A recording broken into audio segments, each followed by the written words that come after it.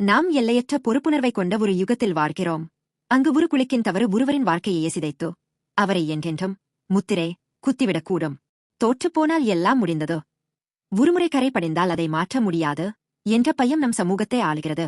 ஆனால் இன்று எதிர்பாராத விபத்துக்கள் மற்றும் துயரங்களில் சிக்கியவர்களுக்காக கடவுள் தாமே வடிவமைத்த வாழ்க்கை மறுதொடக்க அமைப்பே லைஃப் ரீபூட் சிஸ்டம் பைபிள் அறிமுகப்படுத்துகிறது.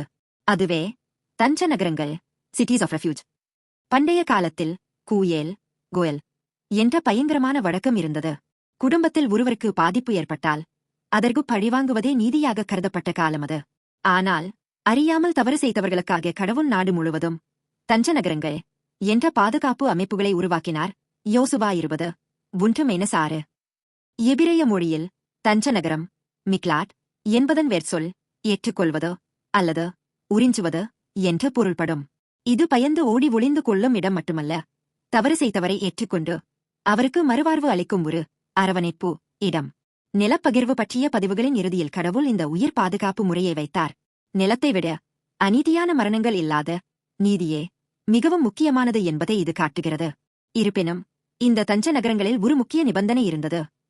தவறுதலாக ஒருவரை கொன்றவர் அப்போதைய தலைமை ஆசாரியர் மரிக்கும் வரை அங்கு பாதுகாப்பாக இருக்க வேண்டும். அதன் பிறகே அவர் முழு விடுதலை பெற்று தனது சொந்த ஊருக்கு திரும்ப முடியும். அதாவது ஒருவருடைய உயிரின் விலை செலுத்தப்படும் போதுதான் பாவத்தின் சங்கிலி உடையும் என்பதாகும்.